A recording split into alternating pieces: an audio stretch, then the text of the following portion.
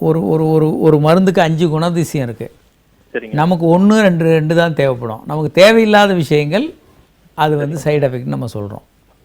அந்த மருத்துவ குணங்கள் 5ன்னா ஒரு மருந்து சாப்பிடும்போது நல்லா தூக்கம் வரும், அதில் வந்து ஜலதோஷம் வந்து நிற்கும். நமக்கு ஜலதோஷம் அந்த மாத்திரை சாப்பிட்றோம், அதே தேவையில்லாத ஒரு விஷயம் வந்து சைடு எஃபெக்ட் வந்து தூக்கம் வரும்.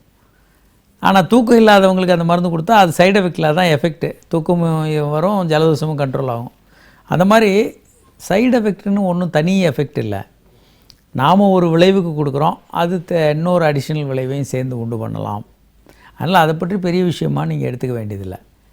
ஸோ இந்த மாத்திரையில் எல்லாமே சின்ன சின்ன பக்க விளைவுகளை கொண்டதாக தான் இருக்கும், பயப்பட வேண்டாம். மருத்துவரின் பரிந்துரையின் பேரில் நீங்கள் சாப்பிடணும்.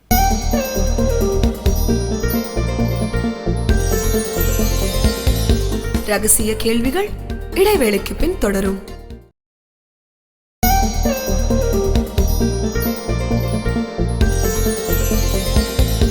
ரகசிய கேள்விகள் தொடர்கிறது. ஒரு காலர் இருக்காங்க. ஹலோ. ஹலோ, வணக்கம் டாக்டர். வணக்கம். யார் எங்கேருந்து பேசுகிறீங்க சார்? திருவள்ளிக்கணிலேருந்து கனக சபாபதி சார். சொல்லுங்கள் கனக சபாபதி. எனக்கு 60 வயசு ஆகுது டாக்டர். எனக்கு 2 மகள்கள். வெரி குட், சொல்லுங்க. பெரியவளுக்கு திருமணம் ஆச்சு, கல்ஃப்ல இருக்காங்க. 2 பேரனுங்க இருக்காங்க. Very good. சின்னவளுக்கு கல்யாணம், 2வது பொண்ணுக்கு கல்யாணம் ஆகிட்டு 6 இயர்ஸா எல்லாமே பெரிய ஃபெர்டிலிட்டி சென்டர்ல ட்ரீட்மெண்ட் எடுத்துட்டு இருக்கிறாங்க. சரிங்க. ஐயுவரிக்கும் வந்துட்டாங்க. சரி. அடுத்த என் ஒய்ஃப் இல்லாதனா, என் ஒய்ஃப் நான் இறந்துட்டாங்க. நான் தான் கேட்க வேண்டிய, அவங்க சிஸ்டர் ஒண்ணு கேட்காதான் நான் கேட்கிட்டேன். எல்லாம் லாஸ்ட் ஸ்டேஜுக்கு வரைக்கும் வந்துட்டீங்க, அடுத்த முறைக்கு போக கூடாதான்னு கேட்டேன். கேட்டதுக்கு நாங்கள் அப்போ போன ஃபெர்டிலிட்டி சென்டர்ல இருந்தவங்கள இன்னொரு பெரிய ப்ராப்ளமான டாக்டர் டிவில எல்லாம் பேசுறாரு இரவுல, அவர்கிட்ட எல்லாம் போனவங்க சொத்தெல்லாம் வித்துட்டு கூட இதா இருக்காங்க. சொல்லுங்க. அதனால ஐவிஎஃப்க்கு போகலாமான்றதுதான் என்னுடைய இது. இன்னொன்று இன்னொன்று 2-3 முறை இது சொல்றீங்க, நான் தொடர்ந்து இது பார்த்துட்டே இருப்பேன். நான் உங்களுடைய அறிவுரை என்னன்றத நான் சொன்னீங்கன்னா என்னுடைய மகளுக்கு நான் தைரியமா பேசக்கூடிய வாய்ப்பு எனக்கு இருக்கு. அதாவதுங்க, இந்த ட்ரீட்மெண்ட் வந்து இவங்க தொடர்ந்து எடுக்கணும், தொடர்ச்சியாக ட்ரீட்மெண்ட் எடுக்கணும். போதுமான முறைகள் இவங்க ஐயுஐ பண்ணணும். போதுமான முறைகள் ஐயுஐ பண்ண பிறகு அதற்கப்புறம் இவங்க வந்து ஐவிஎஃப் போன்ற ட்ரீட்மெண்ட்டுக்கு போகணும். இதுதான் உலக அளவில் இருக்க நடைமுறை. இதை வந்து டீவியேட் பண்ண முடியாது. பல பேருக்கு வந்து மாத்திரைகளில் சரியாகலாம், சில பேருக்கு ஒரு லேப்ரோஸ்கோப்பி போன்ற அறுவை சிகிச்சைகளில் சரியாகலாம், சில பேருக்கு ஐயுஐயில் சரியாகலாம், சில பேருக்கு அதையும் தாண்டி ஐவிஎஃப் இக்ஸி போன்ற நவீன முறைகளும் போகலாம். ஒரு விஷயம் நீங்கள் நல்லா தெரிஞ்சுக்கோங்க, கல்யாணம் ஆகிற எல்லோருமே உடனே கர்ப்பமாக போகிறோம், குழந்தையோட தான் இருக்க போகிறோம்னு நினச்சி தான் கல்யாணம் பண்ணுறாங்க. யாருக்குமே தெரியாது நமக்கு கல்யாணம் ஆகி குழந்தை இல்லாமல் போக போகிறோன்னு. அதனால ஆனால் இவங்க வந்து முதல்ல செக்ஸ் பண்ணுறாங்க, அப்புறம் டாக்டர்கிட்ட போகிறாங்க, மருந்து சாப்பிட்றாங்க, அதில் கருத்தரிக்கல, அப்புறம் ஐயுஐ போன்ற சில ட்ரீட்மெண்ட்டு போகிறாங்க, கருத்தரிக்கிறதுல. இந்த மாதிரியான ஒரு ஸ்டெப்ஸ் போய்கிட்டு தான் இருக்கிறாங்க. பல பேருக்கு எந்த ஸ்டெப்ஸ் போனாலும் சில நேரம் கருத்தரிக்காமல் இருக்கலாம். இதற்கு வேறு சில காரணங்கள் இருக்கலாம். ஒன்று வந்து அந்த கருமுட்டையில் இருக்கக்கூடிய ஜீன்ஸ்லேயே ப்ராப்ளம் இருக்கலாம், விந்தணுக்களில் இருக்க ஜெனட்டிக் ஜீன்ஸ்லேயே குறைபாடுகள் இருக்கலாம். அப்படியெல்லாம் இருக்கிறது கொஞ்சம் லேட்டாக தான் தெரியும். சாதாரணமாக பண்ணக்கூடிய டெஸ்ட்டுகளில் இந்த குறைபாடுகள் எளிமையாக தெரியாது. அதனால் அவங்க அடுத்தடுத்த லெவல் போகும்போது தான், டெஸ்ட்டுகள் பண்ணும்போது தான் பல விஷயங்கள் தெரியும். எடுத்த உடனே ஒருத்தருக்கு வந்து டெஸ்ட் பேபி பண்ணி குழந்தை பெற்றுக்கிறது அப்படின்றதும் பொதுவாக பண்ணுறதில்ல. ஸ்டெப்பாக போகிறது தான் சரியான விஷயம். ஒரு காலர் இருக்காங்க. Hello sir. வணக்கம் சார். வணக்கம், சொல்லுங்கள் சார். சார் வணக்கம் சார். நான் கல்யாணம் எனக்கு 4 வருஷம் ஆச்சு சார். சரிங்க.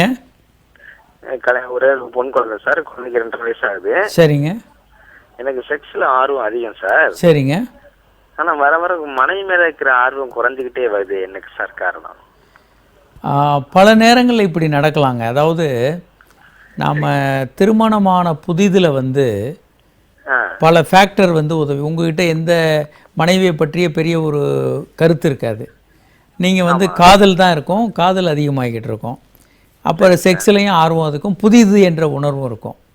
செக்ஸு கொஞ்சம் தொடர்ந்து பண்ண உங்களுக்கு செக்ஸு கொஞ்சம் பழகிய விஷயங்கள் ஆகிடும். ஒன்று. நம்பர் 2 வந்து உங்களுக்குள்ள உறவில் வந்து கொஞ்சம் பல்வேறு குழப்பங்கள், சண்டைகள், பேக்கேஜஸ் சேர ஆரம்பிச்சிடும். உங்களுக்கு இடையே வந்து நிறைய குப்பைகள் சேர ஆரம்பிச்சிடும்.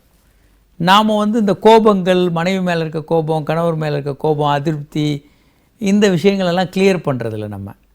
நம்ம அப்படியே அதோட அடுத்த பாதை போகும்போது ஒருத்தருக்கு இன்னொருத்தர்கிட்ட இருக்க ஈர்ப்பு குறைய ஆரம்பிச்சிடும். இப்போ புதிய மனிதர் பார்க்கும்போது அவர்கிட்ட இருக்க நல்ல குணங்கள் மட்டும்தான் தெரியும். அவர்கிட்ட இருக்கக்கூடிய குறைகள் வந்து நமக்கு தெரிவதில்லை. ஆனால் தொடர்ந்து பழகும்போது அவருடைய குறைகளும் நமக்கு தெரிய ஆரம்பிச்சிடும். குறைகளையும் நம்ம சேர்த்துக்கிட்டு வச்சுக்கிட்டே இருப்போம். அதனால் ரிசன்மெண்ட்டுன்னுவாங்க. அவங்க மேலே இருக்க வருத்தம் நமக்கு இருந்துக்கிட்டு இருக்கும். அந்த வருத்தத்தோடு நம்ம போய்கிட்டு இருப்போம். இதை வந்து நாம் முழுமையாக தவிர்க்க வேண்டும். இந்த பேக்கேஜஸ் எல்லாம் கிளியர் பண்ணணும். நமக்கும் மனைவிக்கும் உள்ள இந்த ஸ்பேஸில் தேவையற்ற நிறைய குப்பைகளை எல்லாம் சேர்க்காமல் அதை கிளியர் பண்ணிக்கிட்டே இருந்தீங்கன்னா உங்களுக்குள்ள ஒரு அன்பான நேசம் இருக்கும். அதை தவிர நாம் காதலை வந்து குறையாமல் பார்த்துக்கிறது எப்படின்னு இந்த நிகழ்ச்சியில் பலமுறை சொல்லி கொடுத்துருக்கோம். என்னென்ன விஷயங்களெல்லாம் சேர்க்கணும், செக்ஸில் வெரைட்டி கொண்டு வர்றது, பல்வேறு அதிலிருந்து உங்கள் காமம் காதல் குறையாமல் இருக்கிறதுக்கு என்னென்னலாம் நீங்கள் செய்யணும்னு பலமுறை சொல்லியிருக்கோம். அந்த விஷயங்களை நீங்கள் கடைபிடிக்க வேண்டும். அப்படி பண்ணும்போது உங்களுக்குள்ளே இருக்கக்கூடிய காதல் காமம் வந்து ரொம்ப இன்ட்ரெஸ்டிங்காக இருக்கும். சரி, இப்போது நம்ம வந்து சில முக்கியமான விஷயங்களை பற்றி பேசிகிட்டு இருக்கோம். மன அழுத்தம், டிப்ரெஷன், அது எப்படி ஆண்மைக்குறை உண்டாக்கும், அதை டிப்ரெஷனை எப்படி சிகிச்சை கொடுக்குறதுன்றதை பேசிகிட்டு இருக்கோம். இதுக்கு டிப்ரெஷனுக்கு வந்து ஒன்று வந்து மன ரீதியான மனவியல் சிகிச்சை கொடுக்கலாம். ரொம்ப அதிகமான டிப்ரெஷன் இருக்கவங்களுக்கு, தற்கொலை பண்ணிக்கிறதுக்கு வாய்ப்பு இருக்குதுன்னு நினைக்கிறவங்களுக்கெல்லாம் ஷாக் கொடுப்பாங்க. எலக்ட்ரிக் ஷாக் கொடுத்து அந்த டிப்ரெஷனை பெரிய அளவுக்கு குறைக்க முடியும். குடும்ப உறுப்பினர்கள் இதில் என்ன பண்ணணும்? ஒரு காலர் இருக்காங்க. ஹலோ. ஹலோ, வணக்கம், சொல்லுங்கள் சார். நான் பாண்டிச்சேரியிலேருந்து பேசுகிறேன் சார். சரவணன், சொல்லுங்கள் சார். அதாவது எனக்கு கல்யாணம் ஆகி 8 மாதம் ஆகுது சார். சரி. ஆனால் என் ஒய்ஃப் கூட என்னால் செக்ஸ் வச்சுக்க முடியல. ஏன்னா அவங்களுக்கு லைட்டாக தொட்டாலுமே வலிக்குது அந்த இடத்துல அப்படின்றாங்க. லைட்டாக விரல வச்சாலுமே வலிக்குது. சரி. அப்படின்றாங்க. இது வரைக்கும் நான் எத்தனை முறை ட்ரை பண்ணியிருக்கேன், நான் பண்ண முடியல. சரிங்க. இது வந்து ரொம்ப வலிக்குது, லைட்டாக விரல உள்ள இது பண்ணனாலே வலிக்குதுன்றாங்க. இது வந்துங்க ஒரு அன்கன்சுமேட்டட் மேரேஜஸ்னு பேருங்க. நீங்கள் 2 பேரும் சேர்ந்து ஒரு செக்ஸாலஜி மருத்துவரை பாருங்கள். இது எளிமையாகவும் முழுமையாகவும் சரி செய்ய முடியும். டாக்டர்கள் சொல்கிற மாதிரி தொடர்ச்சியாக அந்த ட்ரீட்மெண்ட் போங்க, 100% சரி பண்ணலாம்.